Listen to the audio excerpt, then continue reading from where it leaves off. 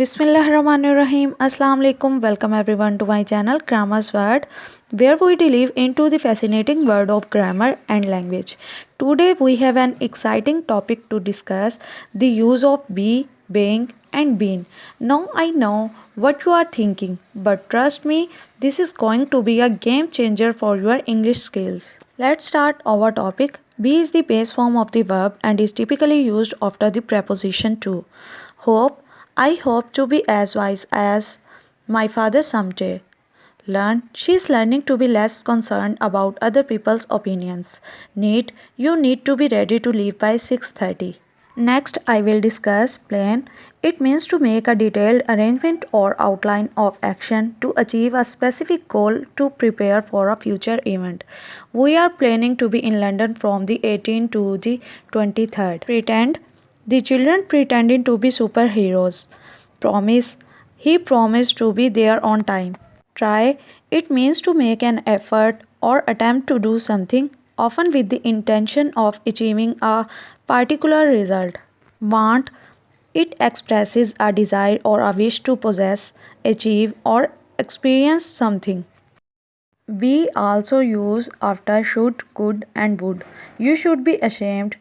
This could be interesting. I would be happy to help. In these examples, be follows the modal verbs should, could, and would to indicate different possibilities, suggestions, or hypothetical situations. Being is the present participle form of the verb to be and is used to form the continuous or progressive tenses. It can be used after various auxiliary verbs or verb phrases. Here are some examples.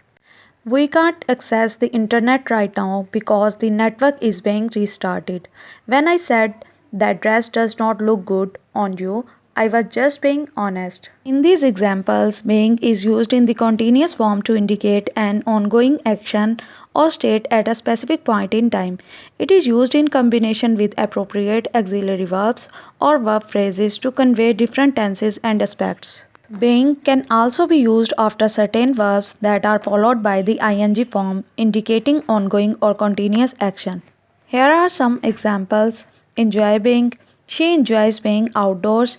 Mind being. Do you mind being interrupted? Keep being.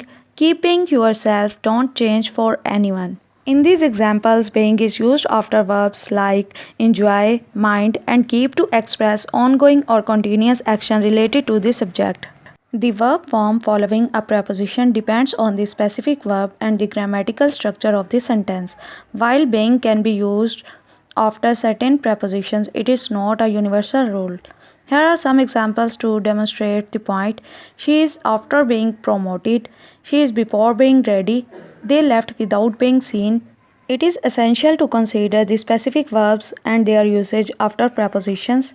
While being can be used in some cases, it is not a blanket rule that applies in all situations. Been is the past participle form of the verb be. The verb be has the following forms: present tense, past tense, present participle, past participle. For example, I have been busy lately. Have you ever been to London?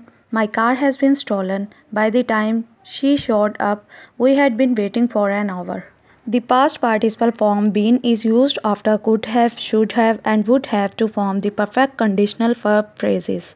These verb phrases express action or situations that could have, should have, or would have occurred in the past under certain conditions. Here our lecture is end. Thank you.